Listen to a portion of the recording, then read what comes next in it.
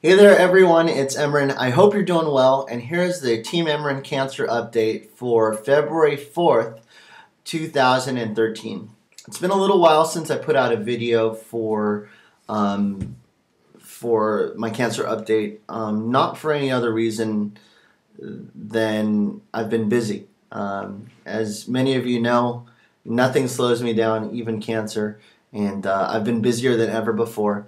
And I'm going to get to my cancer update here in just a second. I've been working on the Harcourts USA conference that's going to be held on February 12th and 13th. And it was about booking speakers and checking the venue and working with our team in order to get it up and running and making it the best conference possible. And we just couldn't do that without me and the team focusing as hard as we could on creating the best conference possible. So I'm very happy with what we were able to come up with. I'm excited for next week, and I can't wait. So it's been a couple weeks, maybe even longer than that, since I've done a video update, and I know many of you have reached out to me saying, when's your next video update, because we'd love to see where you're at with your progress and what's happening. So first of all, let's start with what happened a couple of weeks ago in Monterey. Normally my cancer chemotherapy is done on Fridays, every other Friday. So I was scheduled for one on January 26th, but unfortunately I was out of town for some real estate meetings in Monterey, and I had to schedule it the following Monday. And that really screws me up because I get, many of you may already know this, but I get very sick after my chemotherapy. I usually have them on Friday, so that way I have Saturday, Sunday, and usually Monday. I've worked out with work to take Monday off as well, because I'm very sick. I'm totally in a fetal position. I'm in pain. I have a lot of aches and pain. It's the flu with pain. That's what it feels like.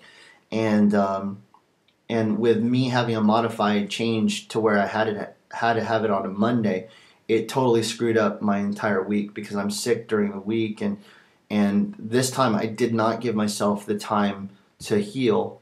I just kept going because I was working on a conference and things like that, and I thought by staying busy it would make me feel more, it'd help me get through it. Well, one thing that they warned me about that I should have listened to better is that as I do more and more chemo, it starts to accumulate in my body, and the side effects are more severe the longer that I'm going through chemo. And it's happening. Some of the side effects that are happening are, like, for example, here is an example. I'm getting, my fingernails are turning black. I didn't smash them in anything. It's just a side effect of the chemotherapy. My hair comes out pretty often. You guys have known that for a while now, but the description of it that I would say is that my hair is getting crunchy. Imagine if you had sprayed like Aquanet in your hair. Remember Aquanet? And it's like brittle. That's what my hair feels like just coming out of my head. It's very straw-like and very brittle, so not only is it falling out, it just kind of crumples up and falls out. So it's patchy, but whatever.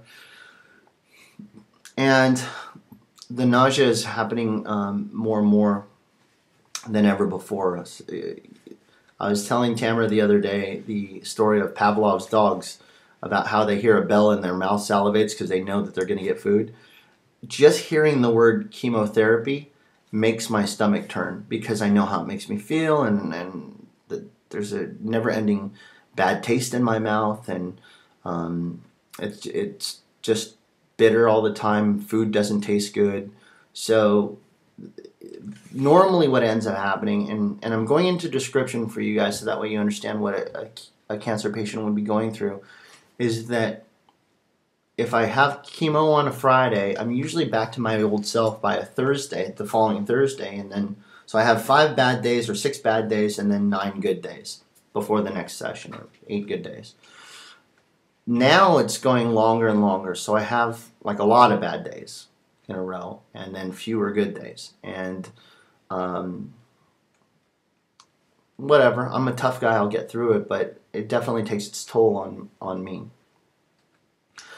So now that you heard all the bad news, where's the good news? Well, the good news is that I'm feeling better. I am eating regularly, obviously, and I'm breathing well. I'm sleeping fine.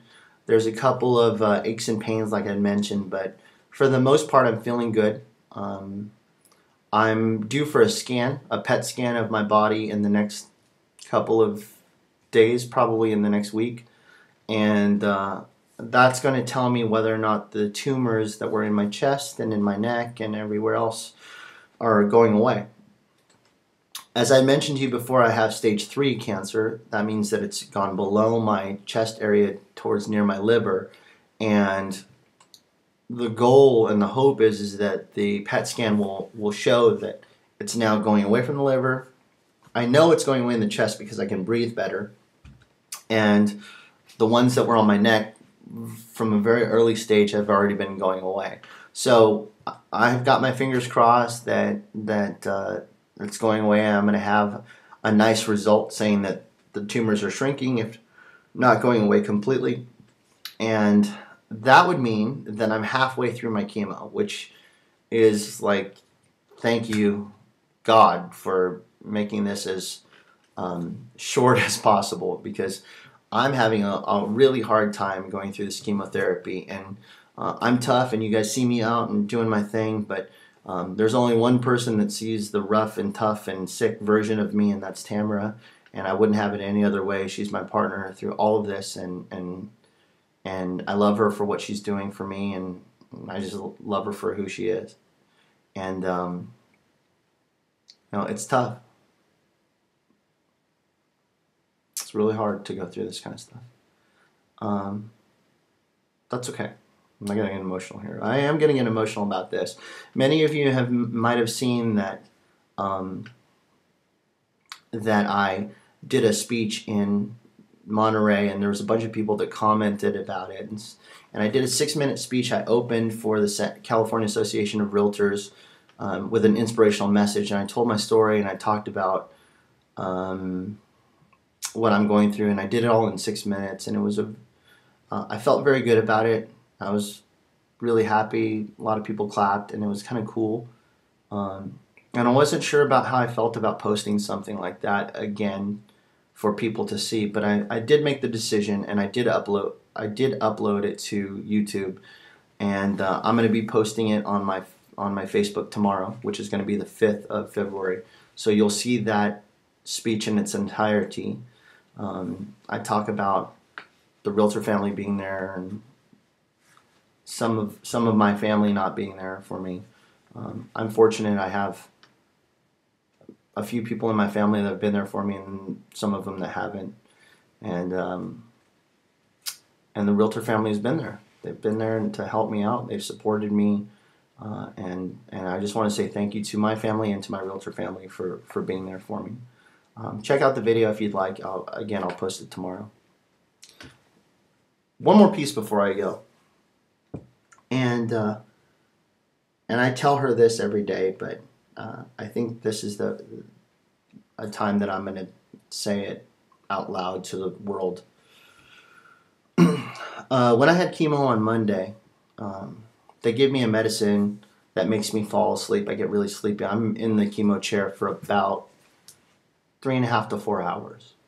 So for the first hour, I fell asleep, and Tamara sits there with me each and every time, and she comes with her Team Imran shirt on, and she's got her little bracelet on, and she's there to support me, and it's great.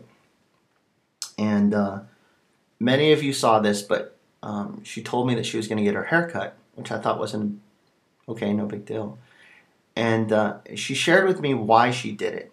And what happened was, during the chemo session, she saw a couple of people there in their chairs with bald heads, and it's one thing to be a guy and losing my hair, but as a female, I know that it's just terrible to not have hair, and I sit there and I talk with some of the cancer patients that are going through this too, and it's disheartening to see their own self-worth and idea of their own beauty shattered because they don't have hair. And Tamara made the decision to chop off 11 inches of her hair to donate for Locks of Love. And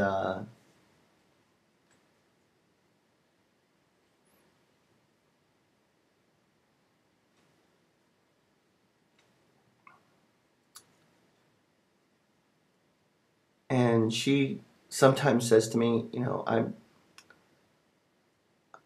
don't know if cutting my hair is the right decision. It's something that's emotional, and I've had a long hair for a long time, and then I just think about this little girl that's going to get this hair to make a wig for her to feel better about herself, and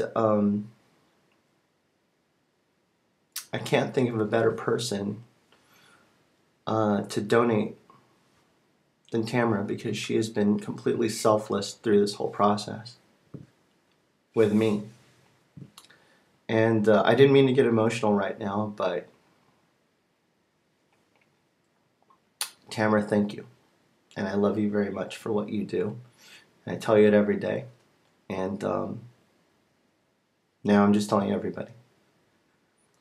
Until my next update, it's Imran crying and signing off. Have a great day, everyone. Hug your family.